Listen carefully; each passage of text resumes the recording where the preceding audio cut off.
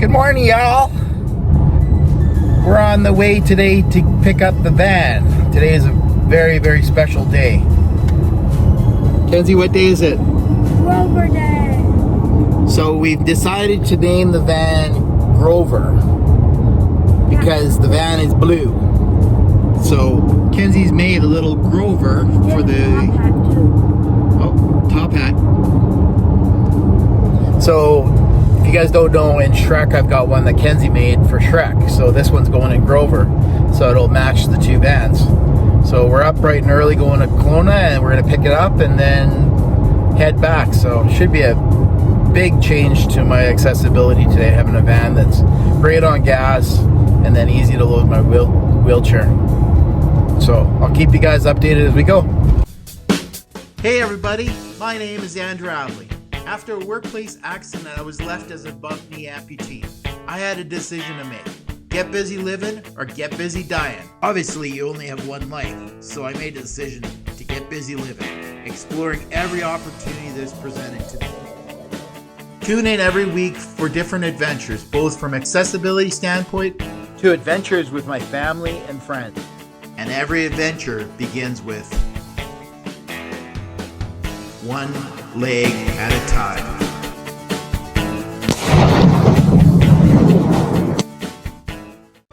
Hey guys, just want to say this isn't sponsored at all. I just like how the manufacturer explains the van and how it's built and a little bit behind their background. This is a huge part of my mobility in the future, and I really wanted to include you guys with it and show you how it all works, as I don't see a lot of videos out there of how it all works behind the scenes. So here we go. I hope you enjoy it. For over 25 years, VMI has been manufacturing state-of-the-art wheelchair-accessible full-size vans and minivans. The transformation begins with one of several award-winning minivans, like the Honda Odyssey, Chrysler Town & Country, or Toyota Sienna. VMI's relationship with these automakers ensures every converted vehicle maintains the same integrity and character that it was originally designed with. A team of experts descends on the vehicle. In a matter of only a few minutes, the vehicle has many of the components disassembled. With interior prep completed, the vehicle is ready for the frame installation. Using state-of-the-art welding techniques, the OEM floor is removed and replaced by a VMI floor that is specially designed and engineered for wheelchair accessibility. These floors are highly detailed units built to exacting standards, assembled by high-tech robotic technology, one at a time, with complete repeatability. Before installation, a specialized e-coating process is applied. The floor units are fully submersed into a large tank of protective emulsion. Electric voltage is applied, condensing the solution onto the unit. Finally, heat is applied to cure the finish and ensure that the floor is 100% protected from the elements for a long life. All these finely crafted parts in inventory have been carefully measured using a tool called a portable coordinate measurement machine. This instrument, that takes the physical dimensions of any part and compares it to the original drawing, ensures a stockroom full of 100% accurate parts is available. At this point, many of the exterior components from the original equipment manufacturer, removed earlier in the process, are now reinstalled. Once the exterior mechanicals have been installed, work begins on the preparation for a clean and clear paint job. Each vehicle, now back to a rolling chassis stage, enters the paint booth for perfectly color-matched additions to the original manufacturer's painted exterior. Electrical modifications and testing are key stops along the assembly path. The main component is the control module. This sophisticated unit is the brain behind the ramp conversion.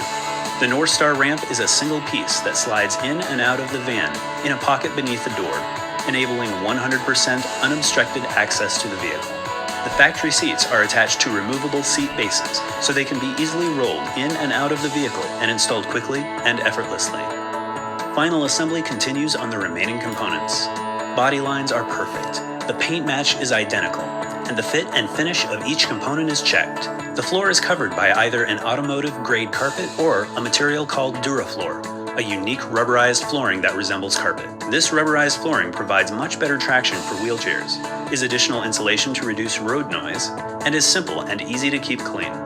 The completely assembled accessible van is taken through the final inspection checks and adjustments. The van is moved into a highly lit area to expose any flaws or imperfections. Once complete, the van is weighed for state and national registration requirements. and an alignment is performed to ensure accurate tracking of the wheels. A test drive and final inspection of all systems is performed, followed by a full cosmetic detail inside and out, producing a state-of-the-art engineering and design marvel. With the proper engineering of the VMI van complete, it is now ready to provide life-altering value to a person with a disability.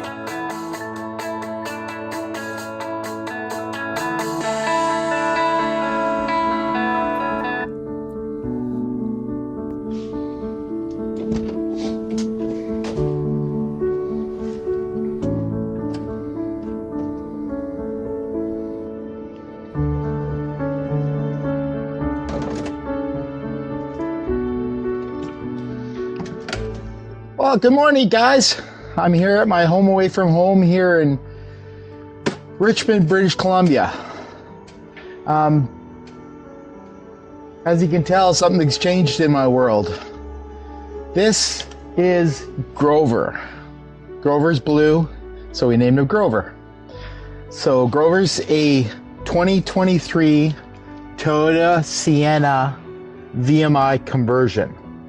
So in reality, Grover's supposed to be Toyota Canada approved, fully warranted and everything else.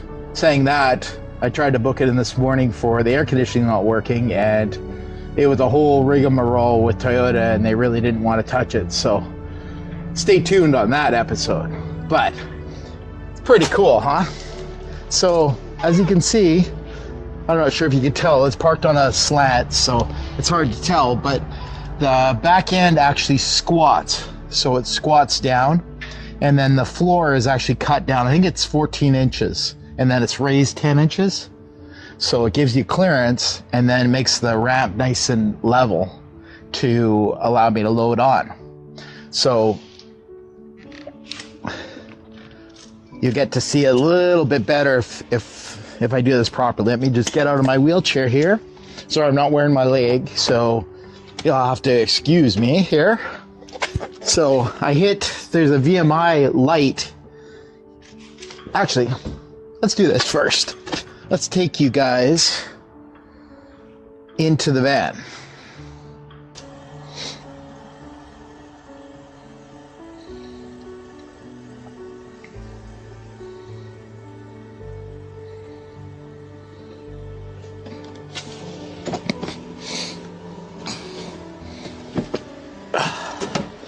Okay, got my leg on now.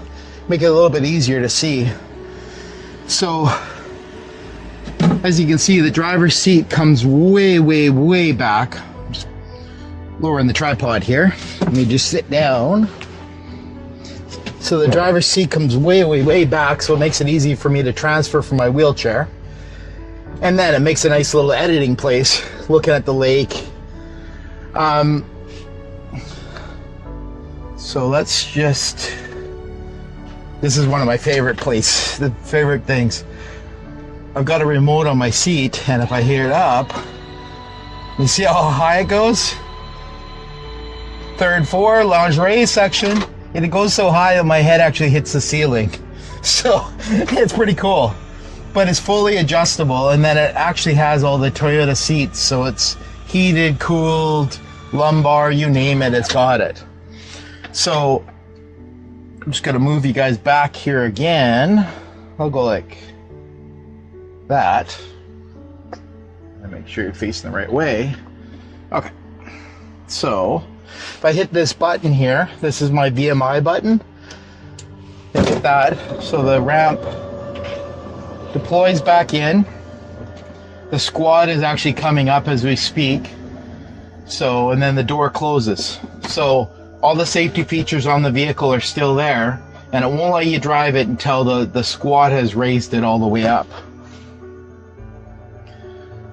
So then I take my remote here, as you can see, and I go left, brings me back around. Sorry, I've got carpets and everything here. Oh, sorry, I'm trying to protect it. So I've got carpets and backpacks, and because of the conversion, you lose a lot of your storage. So you that's the one downfall to it. So I just go forward, and it brings me all the way back in the front seat. So the other neat thing that's different from Shrek is because it's such a new vehicle, it's got the hand controls are actually steer by wire. So new vehicles don't have wire that actually goes to the throttle. So it's actually done by cabling. So this vehicle is actually plugged into the computer. So if I push down, key not detected. The key's right here. Oh, it's got the take two, hold on. Let's try that again. So if I push down,